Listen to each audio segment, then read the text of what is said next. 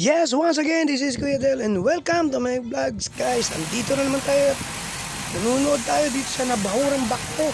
Dito sa may lugar ng Fairview, Jaguar Street. Ayan, oh. Talaga naman, oh, nandito siya sa may gilid. May bahay dito guys, kaya hindi siya makaporma yung bakto. Nalubog siya, mayroon palang malalim na kanal dito. Yung binubutas niya kasing kanal, lumubog siya ng lumubog doon. Ayan, kaya ayan, oh, yung mga nilalagay niyang mga parang culvert, yung mga kanal, ayan.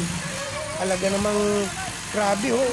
Habang umaandar siya, lalo siyang lumulubog. Kaya ilang araw din siyang nabakante itong bako na to. Hindi nakapagtrabaho yung mga kasamahan nating nagtatrabaho dito sa lugar na to. Ayan, oh.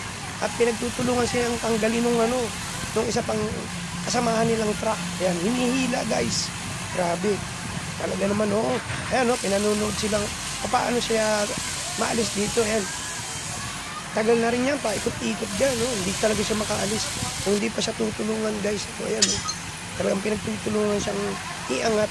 Oh, hirap, eh, no? Ilang araw din hindi nakapagtrabaho yung mga nagagawa dito, oh, guys. Nahihirapan kasi siya dahil ito kasi private property itong may semento na yan. Ayan, oh. Ayan, guys, oh. Yung mga ibang nakikiusi, oh. Ayan, oh. Yan, guys, oh. Ayan, dami, oh. Ito kasi nasunugan din yan, kaya ganyan. Maraming pang tao. Tsaka ito yung mga ikakabit na na pangkanal. Ayan, oh. Mga butas-butas na yan. Yan. Maraming salamat at thank you for watching. Bye-bye. Hanggang sa muli.